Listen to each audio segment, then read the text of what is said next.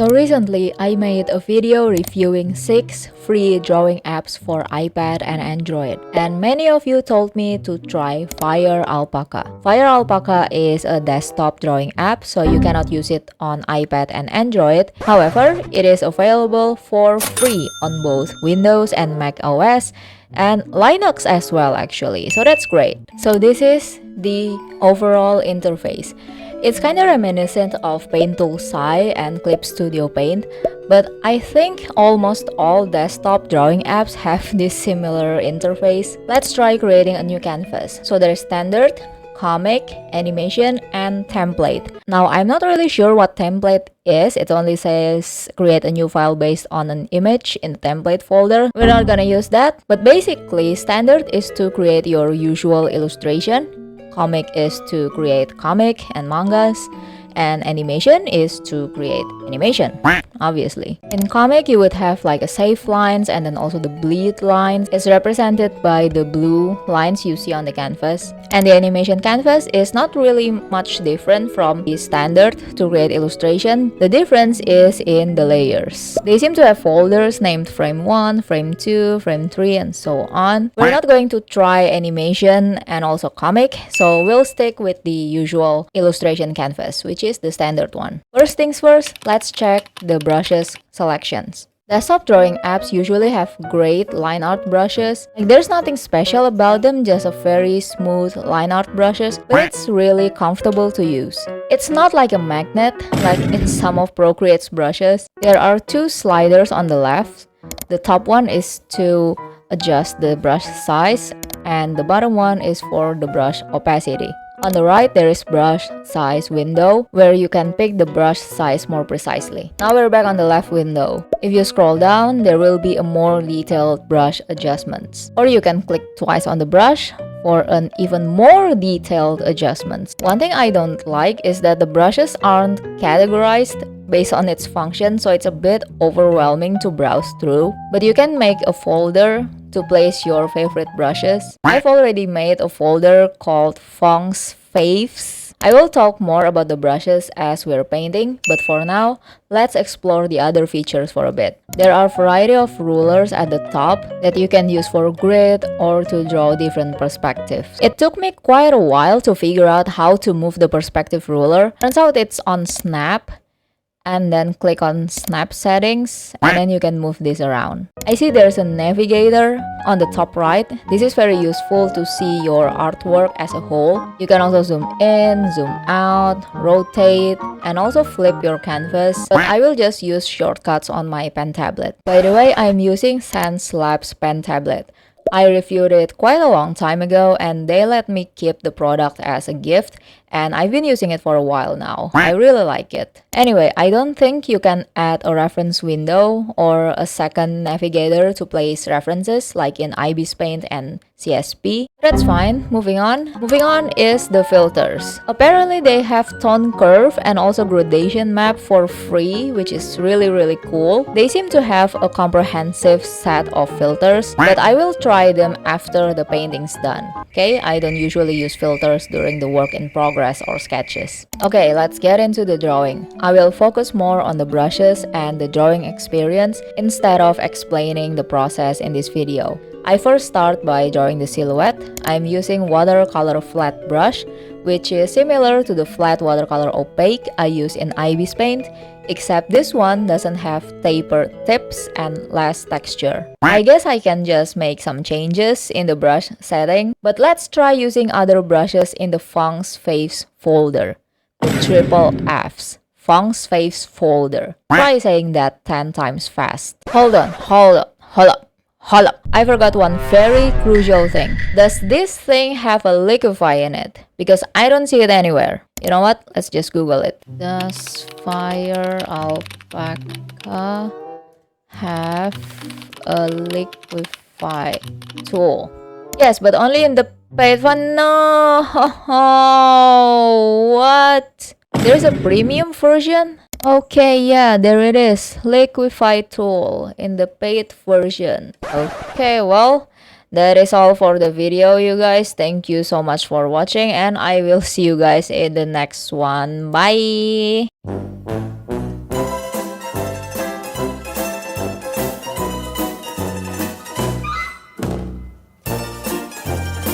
Oh my god, fine, I'll power through without liquify. Let it be known that Fong has stepped out of her comfort zone. However, reluctantly. Wait, how much is the premium one anyway? It's 299 999 Indonesian rupiah. Let's convert that to US dollars. It is, holy fuck, what's happening to my country right now? Jeez. Okay, it's 299 and then 399. Okay, so basically $16, which is much cheaper than Clip Studio Paint. However, since I live in Indonesia, where the exchange rate is making you scream holy shit and giving you a heart attack, I will just power through using the free version. I would rather buy food with this amount of money. For the sketch, I'm using bleeding black ink brush. I think this brush is perfect for both sketch and line art. If you prefer your line art a bit textured and not too smooth, you can use this brush. During the whole sketching, I set the stabilizer to 0 because I want my lines to be loose and free. I'm always amazed by desktop apps brushes, not just because they have great line art brushes like I mentioned, but the pen pressure is also really nice. As you can see, I use quite a big size, but my lines are still thin and will only get thicker if I put more pressure. Procreate and IBIS Paint are great, but their pen pressure is kinda ass, and I'm not a fan of using small brushes. Although, as great as its brushes are, unfortunately there is no liquify in FireAlpaca, so I will have to make do with the transform tool. If I press down on the command key, I can distort the edges and make more detailed adjustments, I guess. Look, I will try not to complain too much about the liquify thing, okay? Emphasis on try. Next, I will make the skeleton for the hands. Why did I decide to draw someone with hands on the day I can't use liquify? Why do I torture myself? This is the reference I'm using, by the way. Gorgeous person, right?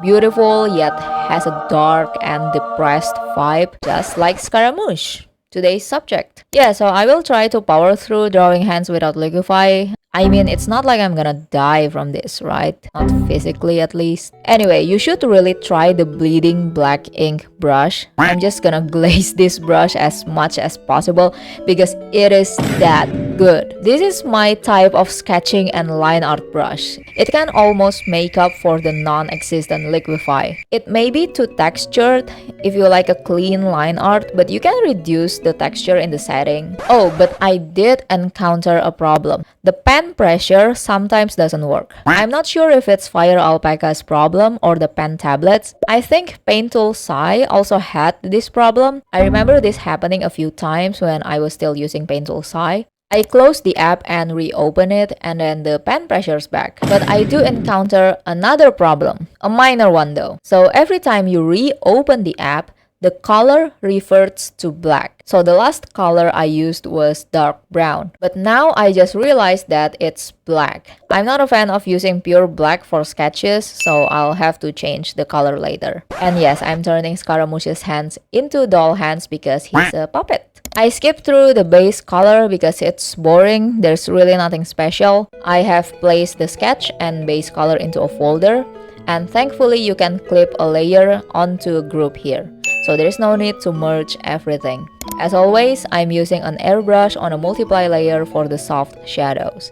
Then I made another multiply layer for the hard shadow. The blending modes are similar to most drawing apps, but there is something called emission, and also add/emission. Why is it so hard to say? Who made this? Yeah, let's try. This is basically add. This is basically just add glow. What's emission? Okay, so emission is just a more saturated version. The rest are your everyday blending modes that you can find in most drawing apps. I don't like that they're not categorized though. It will be overwhelming for beginners to pick which blending mode they need. IBIS Paint did a great job categorizing the blending modes, even specifying what the modes do, like darken, lighten, contrast, difference, etc. For the hard shadow, I'm using the watercolor flat brush on low opacity and blend some of the areas with mix brush. There is also smudge and blur to blend, but I don't really like the effect, so I'm sticking with mix. Now we move on to rendering. I'm using the wet acrylic brush, and oh my god, I love this brush so much. It is similar to Ivy's Paint's flat watercolor opaque, but this one has more watercolor texture. It mixes the colors really well, but it's hard to draw details with it, so I'm using the faint acrylic paint for that instead. I always use multiple brushes whenever I'm trying out a new drawing app, but after a few months, I ended up just using 2 or even 1. The rendering goes as usual with painting over the sketch and blending and all that. I use the eyedropper tool a lot during rendering, and in case you don't already know, the eyedropper tool is to pick colors and such. Just to pick colors actually. I don't know why I added and such. However, the eyedropper tool in FireAlpaca doesn't automatically switch to brush after I pick a color. Compare it with Ivy's Paint, it switches back to brush right after I pick a color. This is very convenient because I can just resume painting without having to click on the brush. This might seem like a small thing and I'm just nitpicking and comparing it with Ivy's Paint over and over, but even a single extra click can disrupt a seamless drawing experience. My painting tends to look rough whenever I'm trying out a new drawing app, but this one looks pretty smooth so far. The highlight of FireAlpaca is definitely the brushes. They have such nice textures and are very comfortable to use. I especially like to use wet acrylic brush on the hair. It has a nice painterly effect. To draw the details, I use the faint acrylic brush like I did with the skin. Wet acrylic brush also works well on big areas like the back of the hand because you can blend the colors with it without being too smooth. I'm just gonna finish this up real quick so you can try out the filters because the rendering process is pretty much the same with any other app that I use. I will upload the full painting process in a membership video. I wanna try something new where I draw and tell a horror story or an unsettling story that I came across or heard from the people around me. And this Scaramouche drawing already looks unsettling, so, you know, it fits the mood. Alright, so here are the filters. Fortunately, they are divided by function, so it's easier for me to explain. The first 6 are color adjustments filter. We have levels, where you can adjust the intensity of the light and shadow, and brightness and contrast to adjust the, brightness and contrast. Next is hue, saturation, and brightness. I'm sure all of you are familiar with it, but basically hue is to change the color, saturation is to change the saturation, and brightness is to change the brightness. Yeah, you already know what I'm talking about. They have color space in here. There is HCl, HSL, and HSV. This sounds like sexually transmitted diseases. I don't know what any of this means, so let's stick with the HCl. Who named these things? It sounds like STDs. As I mentioned, they have tone curve for free. Tone curve is amazing because you can also adjust the value of the drawing and not just the color. And you can also adjust the red, the green, and the blue separately.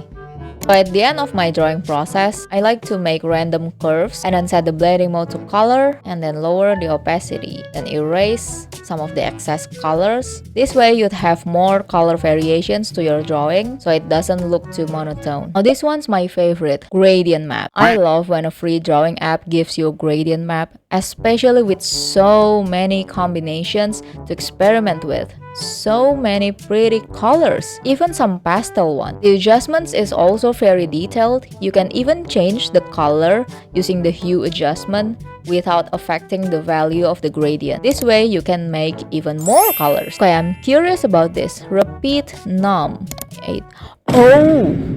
Oh my god, look at that. Oh, this is so cool.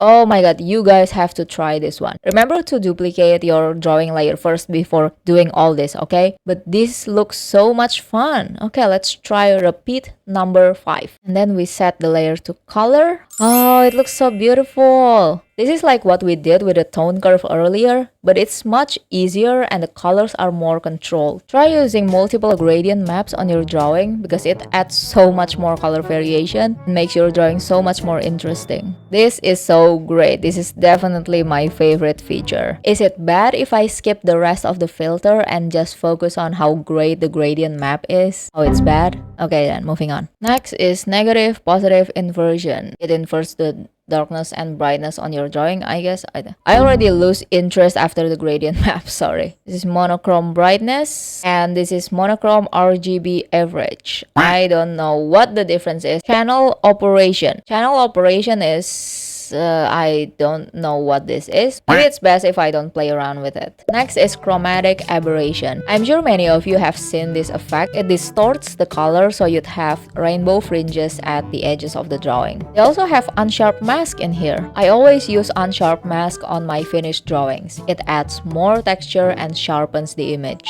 Then we have the blur section. Gaussian blur is to blur the whole thing. Motion blur has movement like blur. And lens blur is, you know, when you accidentally wear somebody else's glasses, it's basically have that effect. Next is mosaic for drawing hentai. Then extracting lines. This is basically levels. Judging from the name, it's probably to turn your painting into line art. I don't think it works though. Moving on to the texture category. We have cloud. Ew, it's like piss stain. We don't use this color. Then we have sand. And then we have Japanese pattern, which has amazing patterns to choose from. I think this will go great on clothes. And also noise. You can use either color or monochrome. I prefer to use monochrome. You can overlay these textures on your finished drawing to prevent it being stolen for AI. I heard it helps. And lastly, we have the line category, which is perfect for manga effects or even for added patterns in your drawing. I think it would look really cool. So final judgment for FireAlpaca. Is it good? Is it worth it? I mean, it's free, so you won't lose any money. Unless, of course, you decided to buy the premium version. Honestly, the lack of liquify is putting me off due to my one-sided dependent relationship with it. However, the brushes and filters really carry the app. The brushes are very comfortable to use and respond well to the pen pressure. The filters are not as advanced as Photoshop's, but the gradient maps, oh Maron, the gradient maps. Whoever suggested the repeat number thing should get a big fat raise and 10 days of paid day offs. If you have extra money, buy the premium version. It's $16, not as expensive as CSP, but with great features. So, FireAlpaca. I mean, it's not the greatest, but it's pretty good. It's very comfortable to use for a free app. I highly recommend you try it if you can endure a liquify-less drawing process, that is. Thank you guys so much for watching, and let it be known to the world that Fong can draw without a liquify. Fong!